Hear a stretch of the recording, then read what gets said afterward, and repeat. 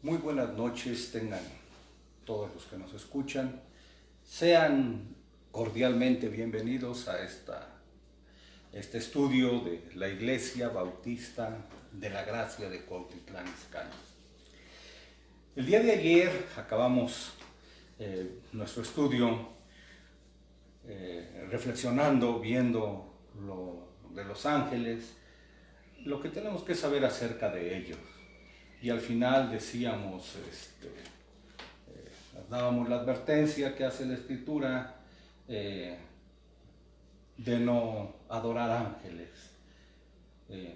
Terminamos con el texto de Apocalipsis 22:8, donde el apóstol Juan dice: yo, Juan, fui el que vi y oí esto, y cuando lo oí y vi, caí a los pies del ángel que me había mostrado todo esto, y cayó a sus pies para adorarle. Pero vean la respuesta, le dijo el ángel: no, cuidado, yo soy un siervo como tú y tus hermanos los profetas y los que guarden la palabra de este libro, y es a Dios a quien tienes que adorar.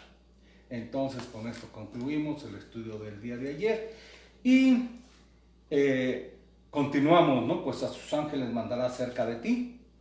Está concluido lo de los ángeles y entramos a que te guarden en todos tus caminos. Y luego dice: las manos te llevarán para que tu pie no tropiece en piedra. Pero preguntamos nuevamente, ¿verdaderamente es un cheque en blanco? Y tenemos la ayuda, la protección de Dios a través de sus ángeles en todos nuestros caminos. Y la respuesta, a través de lo que hemos venido estudiando en estos estudios, es por supuesto que no es en todos. Tenemos que recordar que todas las promesas de Dios están condicionadas. Dijimos que no son amuletos, no son simplemente promesas que están dirigidas a todo mundo, donde anden, como vivan, como se comporten. Por supuesto que no. Las promesas están dirigidas solo al pueblo de Dios, únicamente a los creyentes. Están dirigidos a los que temen, honran a Dios, y recordamos que siempre estas promesas han estado, pero únicamente para los que guardan el pacto con Dios. Recordamos que el pueblo de Israel, de aquel tiempo, los creyentes de aquellos años,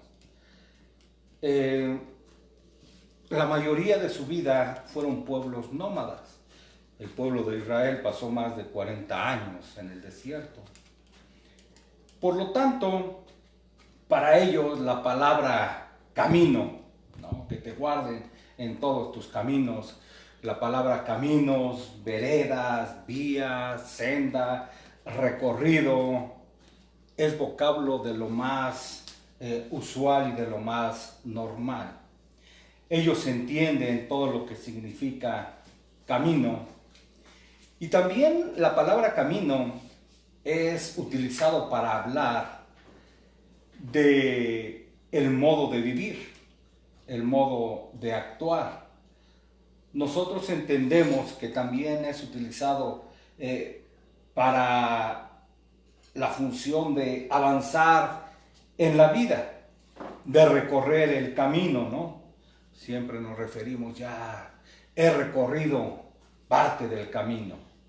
Lo entendemos. Pero también en la Escritura, camino es utilizado para hablar de la vida moral y de la vida religiosa. Hay caminos que al hombre le parecen rectos y al final son caminos de muerte, ¿no? Hay caminos de vida, hay caminos de muerte, hay caminos buenos, hay caminos malos, hay caminos tenebrosos, de obscuridad y hay caminos de luz. Por lo tanto, en la escritura siempre vamos a encontrar este contraste. Siempre va a haber esta diferenciación. Y empezamos, por ejemplo, leyendo Proverbios 4:18. Dice que la senda de los justos es como la luz de la aurora, que va de aumento en aumento hasta que el día es perfecto. Vean, la senda, el camino, la vida, el vivir del justo se va ejercitando. Entre más se acerca al final de su camino, más completo, más íntegro está, más conoce de Dios, más preparado está para ir al encuentro de Dios. Esto es lo que entendemos, ¿no? Y ahí en el Salmo 1:6, vean, dice, porque Jehová conoce el camino de los justos. E inmediatamente, vean, dice, mas la senda de los malos perecerá. Lo que estamos haciendo es comprobar que la Escritura siempre está marcando el contraste. El camino de los malos es visto como andar en tinieblas y a la vez dice que no saben dónde caminan porque tropiezan, ¿no? Porque andan en tinieblas. Y como estamos viendo, el Salmo 1 también dice, de hecho la Escritura llama dichoso, bienaventurado, ¿no? Aquel que no sigue el camino de los malos, ni se detiene en la senda de los inconversos. Vean, de esto se trata siempre, el que no anduvo en consejos de malos, ni estuvo en camino de pecadores, ni en silla de pecadores se ha sentado. Y luego ya pasa otra vez, antes en la ley de Jehová está su delicia. Por lo tanto, estamos viendo a la luz de la palabra de Dios que siempre en los mismos textos encontramos este contraste. Queda totalmente claro que Dios es un Dios santo y que no puede estar diciendo, ofreciendo que sus ángeles te van a acompañar, te van a proteger en todos tus caminos, si son malos. Por supuesto que esto no enseña la Escritura. Hay personas que quisieran agarrarlos y leerlos literalmente y quedarse y no seguir leyendo, ni hacer la analogía de las Escrituras para poder decir que es una promesa. Están totalmente equivocados. Por supuesto que esto no enseña la Escritura. Se engañan quienes creen que Dios va a estar en el camino de los impíos, de los pecadores, y que van a contar con su protección, con su ayuda. Entonces entendemos que es únicamente en los buenos caminos, en la vida de santidad, cuando se puede contar con la ayuda del Señor y de sus ángeles. Podemos llamarle en el camino angosto. Dios es únicamente que te pueda acompañar, te brinda tu protección, pero jamás pienses que en caminos de soberbia, donde eres tú el Dios, ¿no? El ídolo, tampoco te va a acompañar en caminos injustos, en caminos de rebeldía, en caminos de inmoralidad, en caminos de crueldad, en caminos de despojo, en robo, en caminos de inmoralidad. Por supuesto que no. Dios es santo. Dios es justo. Hoy en día tenemos que tomar un tiempo para explicar lo que es y lo que no es Porque por supuesto que hay personas que llegan a pensar que sí, que pueden contar con la protección. ¿Por qué? Porque son personas idólatras, son personas que utilizan a sus ídolos, a sus diositos, minúscula, como la supuesta Santa Muerte, como Malverde, o como Judas Tadeo, que sí los acompañan en caminos de perversidades, que sí los acompañan en caminos de fechorías, que los acompañan al secuestro, al robo, que los acompañan a las inmoralidades, y aún vienen y les queman ahí incienso, ¿no? Sus veladoras y todo eso. Por supuesto que estos son caminos de perversidad y no tienen absolutamente nada que ver con los caminos de Dios. Esos son los caminos que al hombre le parecen buenos y al final son caminos de muerte.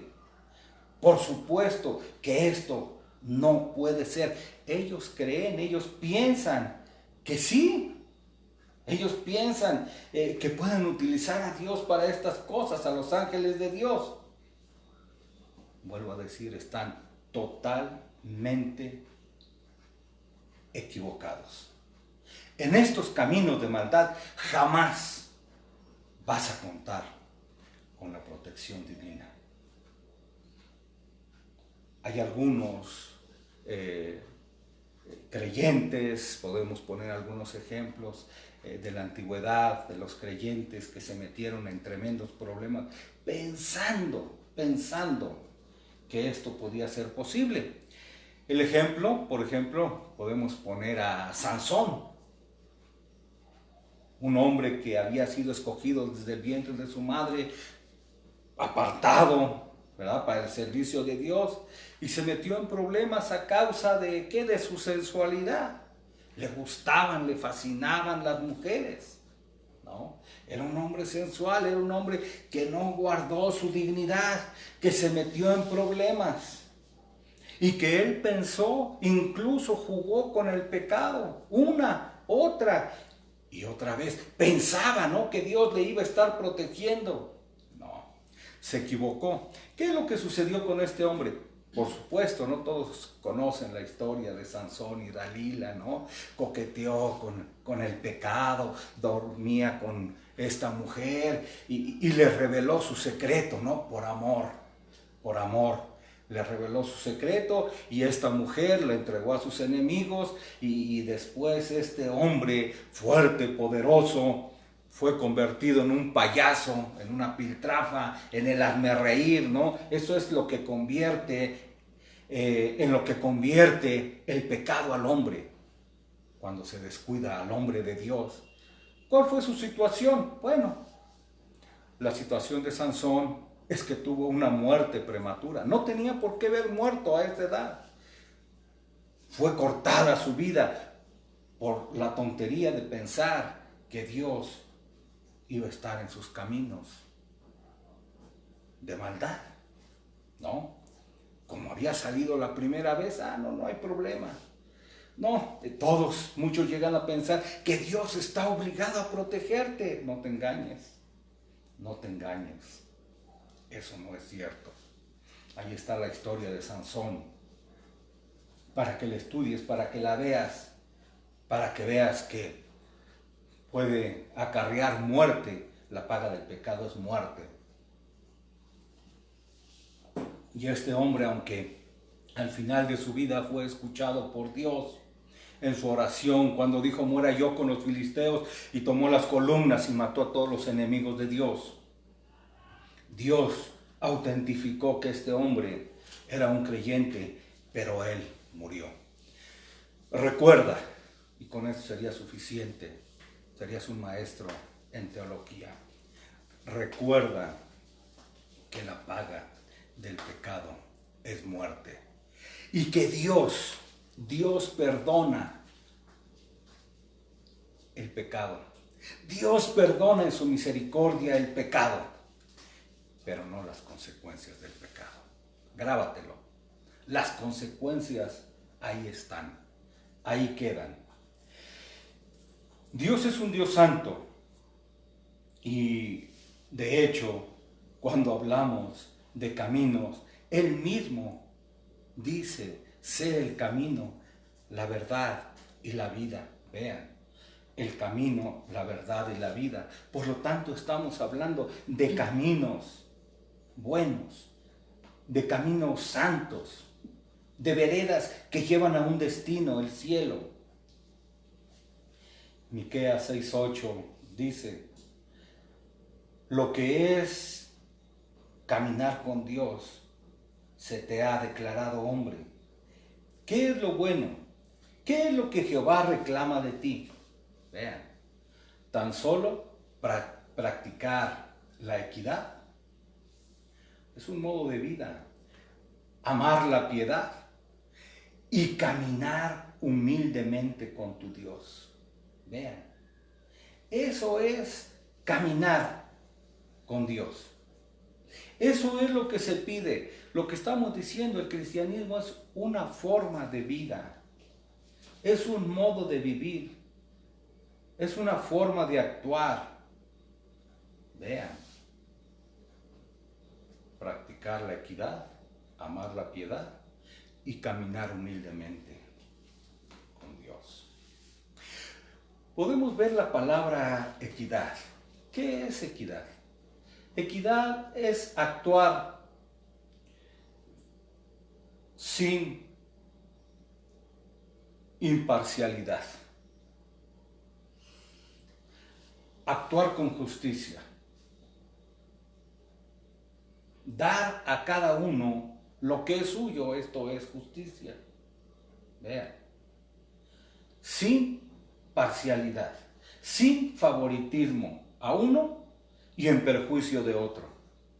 Como lo vemos y estamos acostumbrados en muchos lugares, no podemos poner cientos de ejemplos.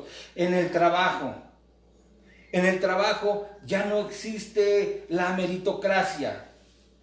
No se recompensa el esfuerzo, el trabajo, el compromiso, la lealtad, la honradez. No. Estas cosas pocas veces son tomadas en cuenta.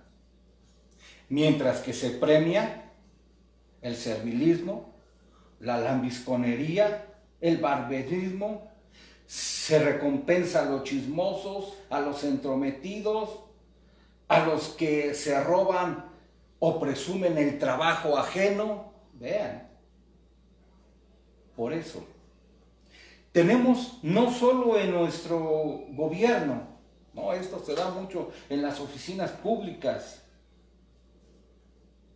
sino también en la iniciativa privada, una bola de ineptos, de corruptos, que ocupan los mejores puestos. Ellos no saben hacer nada, pero están ahí por haber actuado ¿con qué? Con inequidad, no con equidad, sino con inequidad. Por supuesto que hay honrosas excepciones. En la escuela es exactamente lo mismo, podemos poner ejemplos. Cuando te toca hacer un trabajo en la escuela, ¿no? Cuando les dicen van a trabajar en equipo y siempre hay el chamaco, la chamaca que se esperan a que sus compañeros hagan todos para que ellos lleguen nada más a presentarse y ¿qué es lo que están haciendo? Utilizando y sirviéndose del trabajo de los compañeros, ¿no? Para aprobar sin hacer nada. Se aprovechan del trabajo común. Esto es inequidad. Podemos seguir poniendo ejemplos, pero yo creo que con esto es suficiente. Estoy diciendo, no se puede hablar, no se puede vivir de esta manera. Por supuesto que esto es lo que condena las Escrituras. Amar la piedad, dice, amar la piedad. Para los creyentes, el conocimiento de la palabra, vean, el conocimiento de la palabra de Dios es ya amar a Dios. Es ya amar su palabra. El Salmo 119 dice: cuánto amo yo tu ley. Todo el día es ella mi meditación. Me has hecho más sabio que mis enemigos con tus mandamientos, porque tú me enseñaste, porque siempre estás conmigo. Vean, más que los viejos he entendido. Vean, ahí está el amar la palabra, el amar la piedad, el llenarse del conocimiento de Dios. Vemos un hombre íntegro, un hombre piadoso, de acuerdo a las escrituras, ahí en Hechos 22, 1, 2. Entonces dice uno llamado Ananías, varón piadoso según la ley, vean, no según no, es que hay una piedad falsa. Hay personas que parecen piadosos, pero son engañadores. No, aquí lo que está diciendo, un hombre llamado Ananías, varón piadoso según la ley. O sea, siempre el contraste, siempre se debe comparar. Nosotros tenemos siempre el parámetro, ¿no? La medida que no se equivoca, y es la ley, la palabra de Dios. Dice, según la ley, que tenía buen testimonio de todos los judíos que ahí moraban. ¿Qué es lo que estamos viendo con este varón? Que era un hombre conocido por su piedad, por su forma de vivir, por su forma de actuar. La piedad en la Biblia no solo es fidelidad a los deberes religiosos, sino que engloba, vean, un todo. También incluye las relaciones del hombre con el hombre, amar a Dios y amar al prójimo. En el hebreo, la piedad es llamada Gesed. Designa en primer lugar una relación mutua que une, que junta, que ensambla, que lleva a sentir afecto, primeramente por los parientes, por los amigos, por la pareja, por las personas. De esto se trata precisamente la piedad. De esto se trata el cristianismo. De hecho, es el cumplimiento de la ley, ¿no?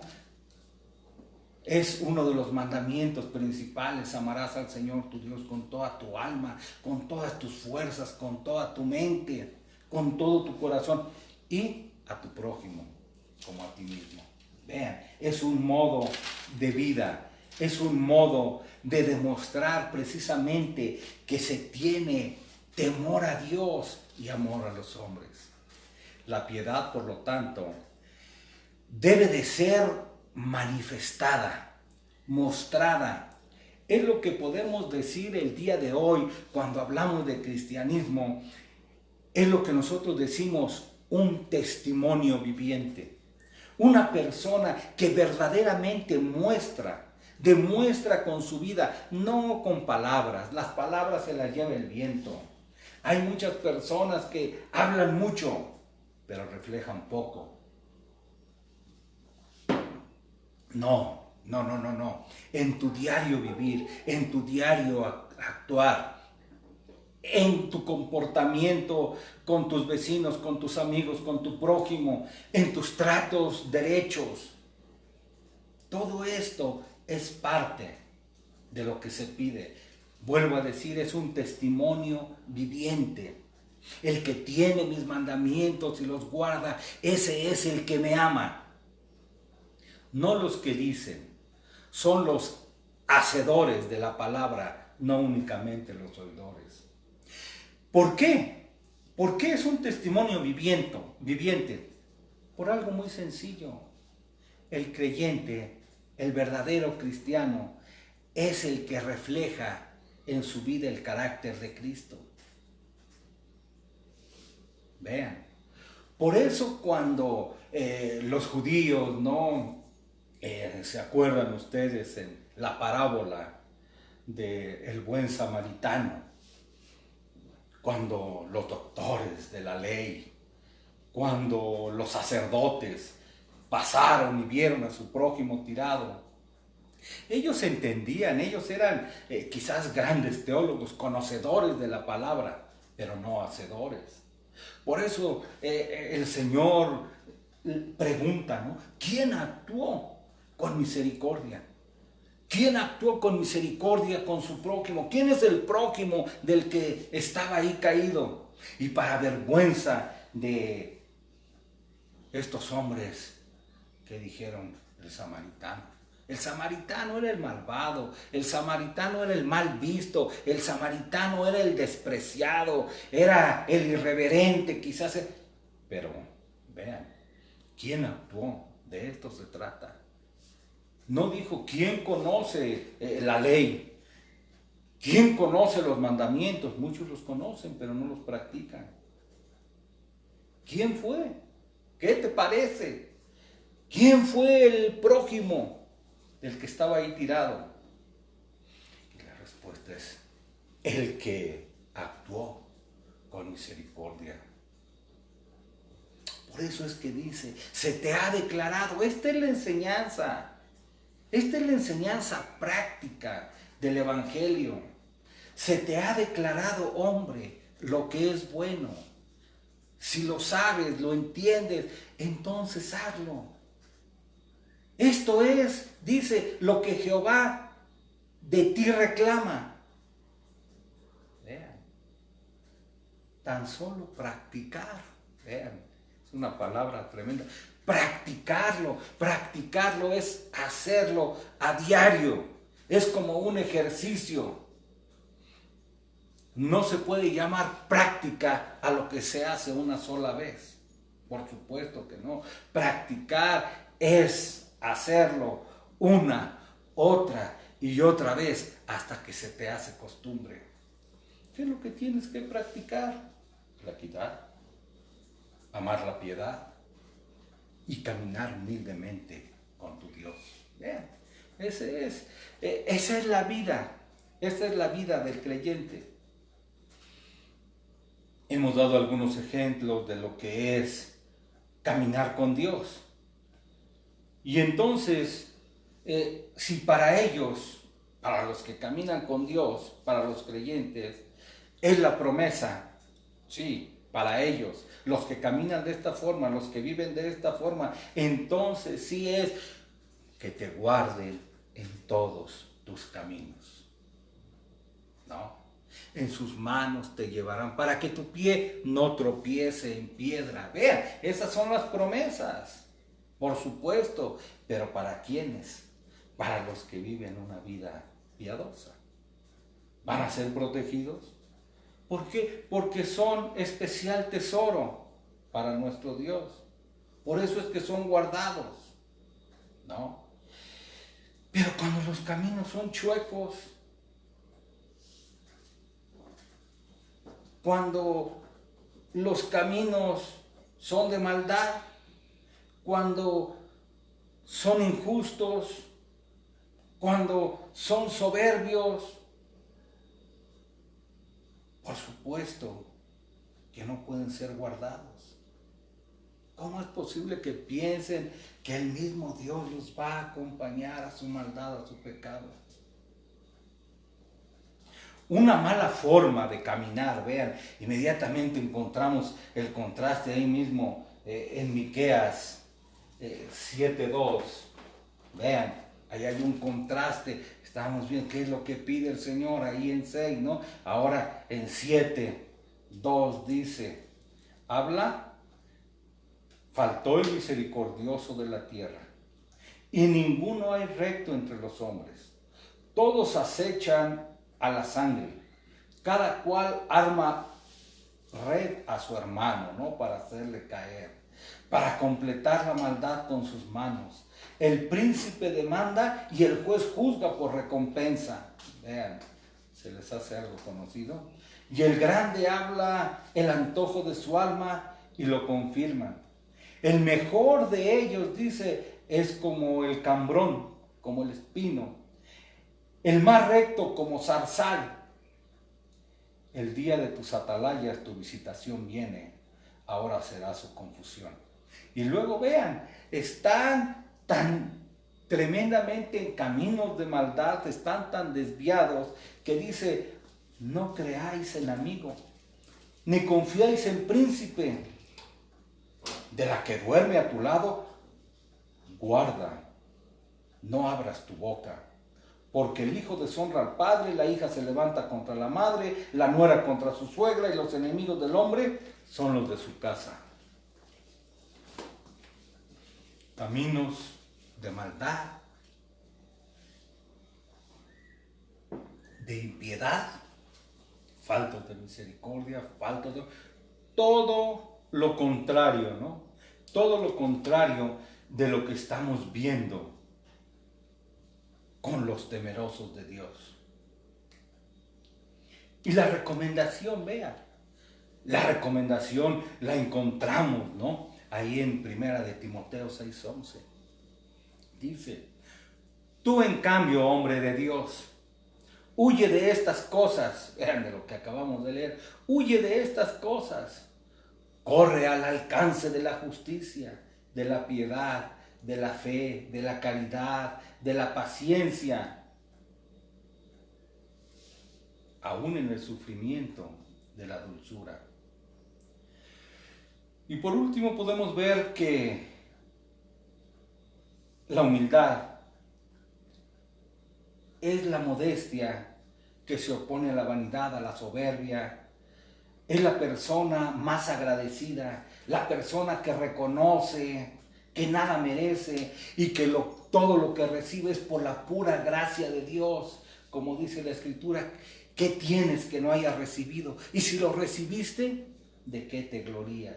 Y puede ser inteligencia, puede ser trabajo, puede ser sabiduría, pueden ser propiedad. ¿Qué tienes? ¿Qué tienes? La pregunta es igual, ¿qué tienes que no hayas recibido? Todo se nos ha sido dado.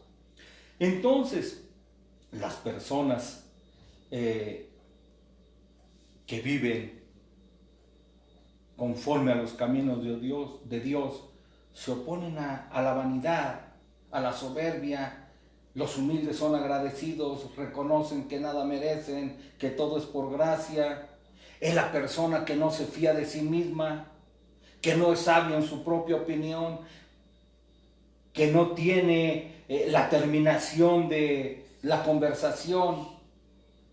Es aquel que aún siendo obediente a su Señor, sabe que es siervo inútil y que no es de él nada, y que él mismo es nada, que es solo por la gracia de Dios que puede estar firme.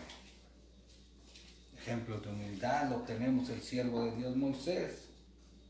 Pero el máximo ejemplo, por supuesto, que es nuestro Señor Jesucristo. La recomendación para nosotros es: revestíos pues como elegidos de Dios, santos, amados, de entrañas de misericordia, de bondad, humildad, mansedumbre, paciencia. Y vean el ejemplo, nuestro Señor Jesucristo. Dios se hace carne para conducir al hombre a la cima de la humildad, que consiste en servir a Dios